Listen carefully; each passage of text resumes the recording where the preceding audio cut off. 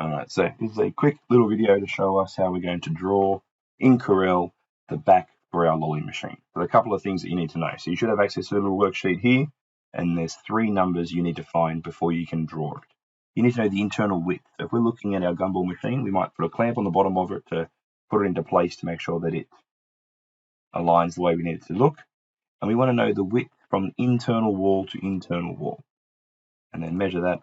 I know that on my one it is 170 millimeters. But we want this piece of plywood back to sit inside these grooves. You need to measure your groove. Now my one's 4 millimeters, and I want it to sit in on the left and I want it to sit in on the right. So that means I need to add 4 millimeters twice. So the width that I need is 178 millimeters wide. Now the internal height, same thing, from the top down to the base, not to the bottom, but the internal part there. Now the height of mine is 250 millimeters. Now with that, I want it to stick in the groove on the bottom. There is no groove on the top, so I need to add one 4 millimeter. So I am actually going to be 254 millimeters by 178.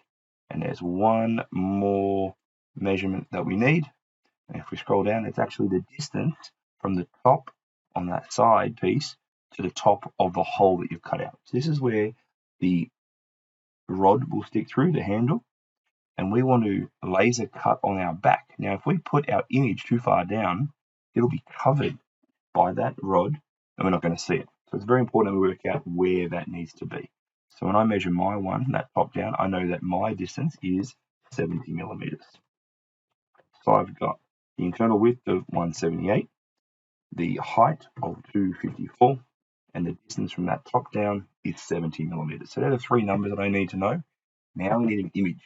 Now the website I want you to use is called Brand EPS. That'll open up this website here.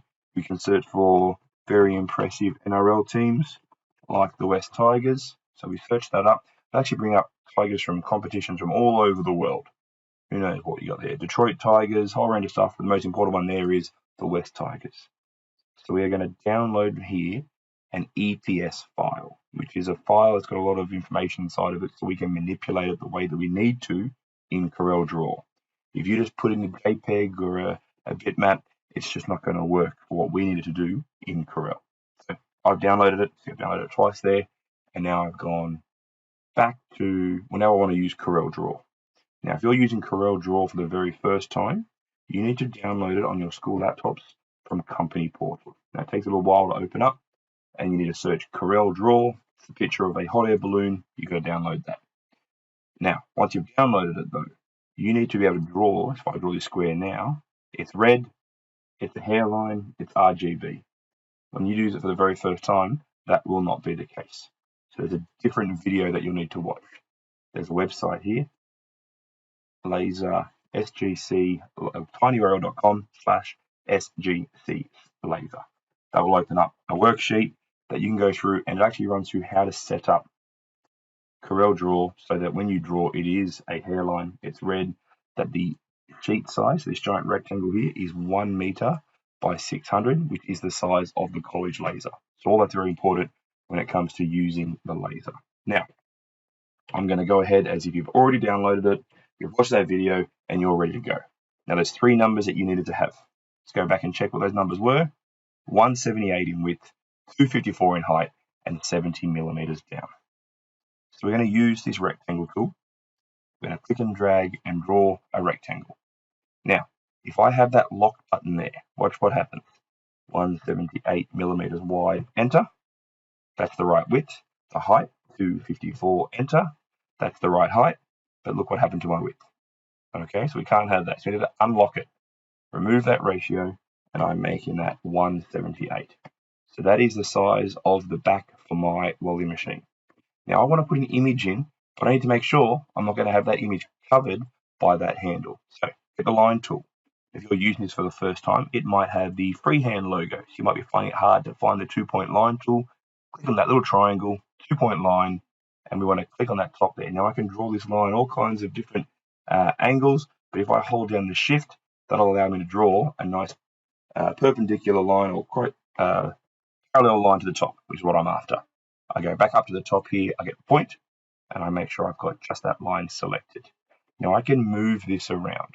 So I'm going to go across into here, and this is the Y coordinates of that line, and I want to go minus 70 millimeters. So I've just dropped it down 70 millimeters there. Okay, so we're measuring down, so just checking that. Now I've made that line 70 millimeters down because on my Gumball machine, that's how far I've got that I can put my image in. Now we come to the top here. I've already downloaded that image, so I'm going to File, Import my West Tigers image, and I'm going to import that image there. Now it's not text, it's a curve. I'm going to say OK and just click. Here I have my West Tigers image. If I drag that across, it's too big. I've got it unlocked at the moment. That's going to cause me a problem because I know I want that to be 55 millimeters high.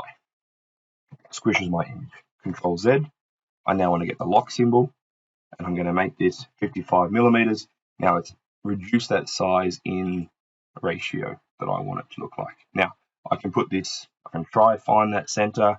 If I just put that inside the box, hold down the shift key on the keyboard and click the box and the image, press the letter C on your keyboard and it will center it to that section there that we're after. And then you can make the decision on just where it fits height wise. Now again, if I hold the shift button down, it'll keep it locked at that particular center line. I'll drop it down just a little bit. That's where I want mine to be. Now, when we're using the laser, our images have to be black and white. So because you have used the EPS downloaded file, we're going to click on it up the top here, click on bitmap, convert to bitmap, and we're dropping that. Yours will probably say 16 colors. We're going to make it say grayscale. When we say OK, you can now see that that West Tigers logo is now black and white. I'm going to get rid of that line because it's no longer needed, and I can highlight everything on your keyboard, Control G, and here we have what we need. Now, I'm going to get everybody to do this, save it, and I'll get you to email it to one particular person. It might be a teacher, might be a student the teacher picks in the class, and then that one person will open all these emails, and they might have 2 or 3 open at a time. They're going to copy it from one file, then they'll open a new file, and they'll paste everybody's jobs onto a new sheet. And it will eventually, if everyone's got a bit of brains about them, everyone might have chosen the West Tigers, everybody will draw their own one, and then we can actually fit across the page 5. So we'll have 5 different jobs there, and then we can have another 5 below it. So one student will then collate them all, save this, and we're actually going to export this file as a PDF. Now, it might not be PDF when you start, so I'll show you that again. We're going to go File, Export, and choose PDF. We're going to call this Gumball back. Yep, I can replace that. I want to be the current page. We'll say OK. And now there'll be one PDF file ready to go that we can take to the laser and cut out everybody's Gumball machine backs.